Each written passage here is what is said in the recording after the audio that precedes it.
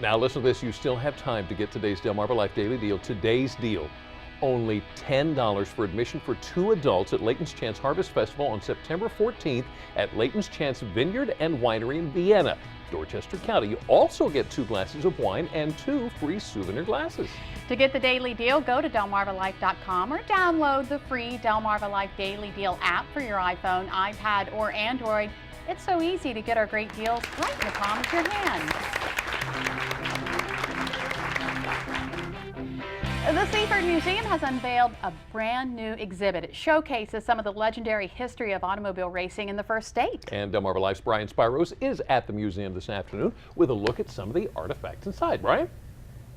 Well, Jimmy and Lisa, the exhibit opened back on August 17th, and in this short amount of time has already gotten a great deal of attention. And joining me now to talk all about it is Don Allen, who is the president of the Seaford Historical Society and the man responsible for this exhibit. So Don, the first thing, you've had many moving exhibits inside the museum here. What made you want to focus on the auto racing industry? Well, the publication of Chad Culver's book, Delaware Auto Racing, in 2012 really piqued a lot of people's interest. My wife and I were involved with that as collaborators, and we decided we wanted to expand on it and not only show what took place in Delaware, but also the connection that Delaware and Delmarva has to the national forms of the sport.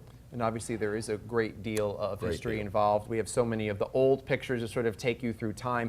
You guys have done a wonderful job here. So many showcases in here of so many different items, memorabilia, artifacts, things that definitely people would remember or pique an interest, as you said. And we have several of those items here in front of us. And one of them is this bad boy here, this trophy. Boy, would I like to win something this big. Tell us about this trophy, because there's a story behind it. That is a trophy that was established for the wheel sports events at the Delaware State Fair. It was established in 1982, and it was supposed to be like the Harley Earl and the Borg Warner trophies, where the winning driver for each year would have his name emblazoned on it and also be given a trophy to take home with him.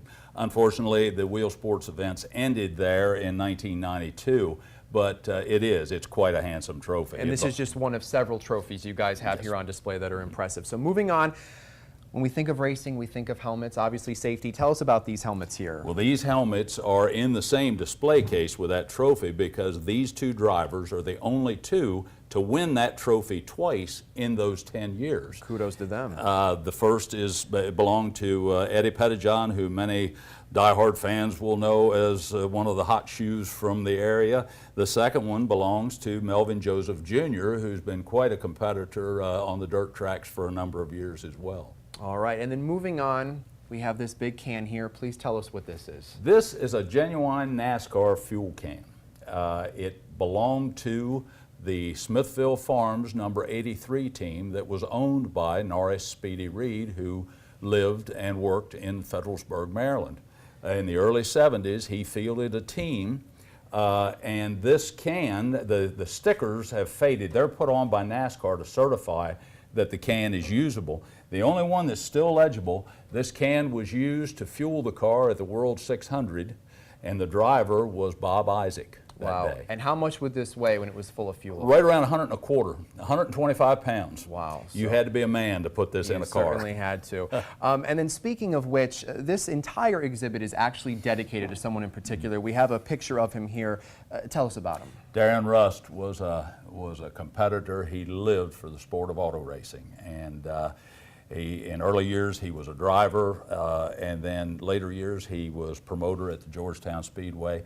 We lost him earlier this year to kidney disease, and I knew Darren real well and had a great deal of respect for he and his family, and that's why I dedicated this to him. All right, well, very good, very touching. And then the other thing, how long is this exhibit open for? The exhibit will be in the web room here at the museum until November 17th.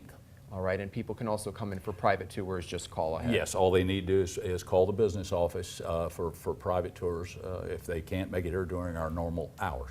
All right, very good. And we're showing those pictures once again. Obviously, a great deal of history here in Delaware and on Delmarva as a whole. You guys have done a wonderful job. Don, thank you so much. Thank we appreciate you Thank you for giving us a peek at it all today. And of course, if you would like more information on the auto racing exhibit or the Seaford Museum, just go to our website, delmarvalife.com, and click on the show tab. Jimmy and Lisa, I am obsessed with this trophy right here. This would look so good in my house. I want to win one this big, but name would look I'm going to good, keep it here. I'm not going to take it. Don't worry. Oh. Back to you guys. Yeah, just don't try to win it on Route 50. Oh yeah, that'd be a We want to thank you for watching Delmarva Life. Be sure to join us tomorrow. You know, paintball, it's big. It's a sport that has teams shooting it out on the battlefield. We have the story of a man who built his own battlefield to help troops coming home from the real battles overseas. Allergic reactions. They make up for about 30,000 emergency room visits a year. Sometimes they even lead to death. Former professional football player and food allergy sufferer Jerome the Bus Bettis is going to share his experience with anaphylaxis. We're going to learn why everyone, that includes you, needs to educate themselves on allergic reactions, especially as the kids are headed back to school. You know, I think I've done a million sit-ups or crunches, you know, just to try to flatten my tummy. Who's with me on that? Well, tomorrow we have 3 simple steps to get rid of that belly bloat, and I'll give you a hint. Peppers and pickles. And speaking of food, some are going to say that kale is the new superfood. We're going to learn why, and we're in the kitchen with a delicious kale recipe. Plus, Brian is in Lewis with a preview of the upcoming Dragon Boat Festival. And don't forget, if you missed any of today's information, just visit delmarvalife.com. Delmarva Life, life at its best here on Delmarva. We'll see you back here tomorrow.